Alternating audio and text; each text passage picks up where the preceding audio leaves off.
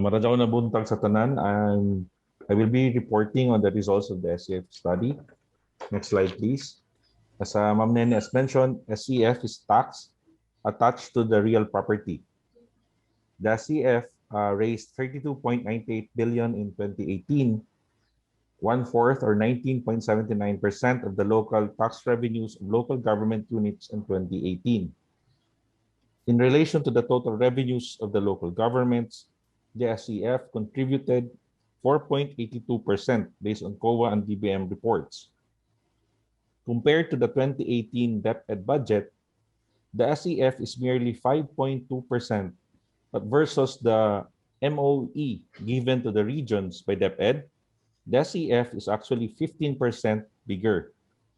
The SEF pot can also be made bigger through other means, but this provision is still underutilized by local government units.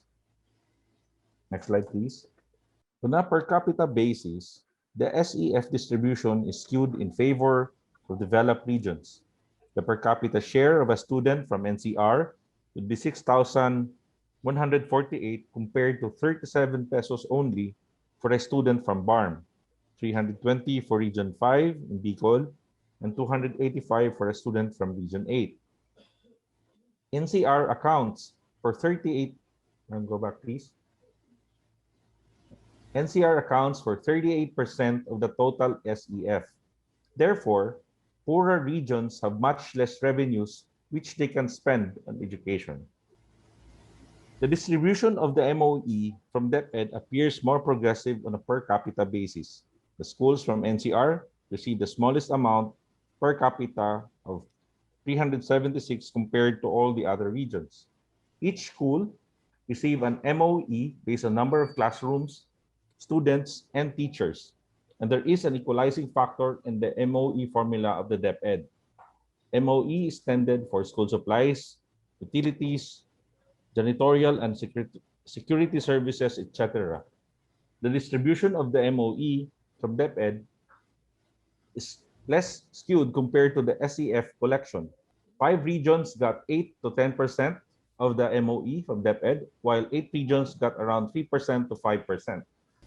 In financing resource of a student from MOE and SEF for the 2019 data, on a per capita basis, the SEF can more than reinforce the finance of education by central government. It highlights how important local governments are in financing the delivery of a better education. It also dramatizes the need to help regions with a weak revenue base or weak administrative machinery in raising local revenues. For the case of BARM, for example, weak revenue base can be associated with peace and security issues, high poverty incidence, and governance. The equal access of students to financial resources can therefore be addressed by a bridging fund with conditionalities like zero dropout rates, reduction in non-readers, etc. What does the SEF finance? Based on the chart, you can see personal services, maintenance, and other operating expenses, or MOE, and capital outlays. In comparing SEF expenditure, municipalities tend to spend more on capital outlay, while cities spend more in personal services at 24.44%. This validates why in the countryside, there are construction of school stages and lunch counters to give children venue to show their talent and have lunch tables to eat lunch, instead of going home with high risk of not returning for afternoon classes. Decomposing now the MOE financed by SEF.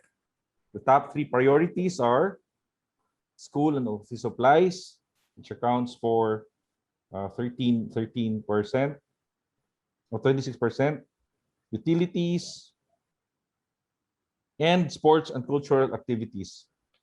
Pre-COVID, these MOE distribution are consistent year on year.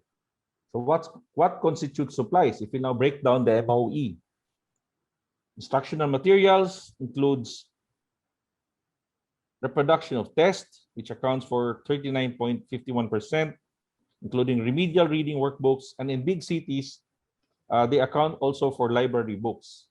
On a per school basis, we're only looking at 2 computers per school based on spending for school equipment.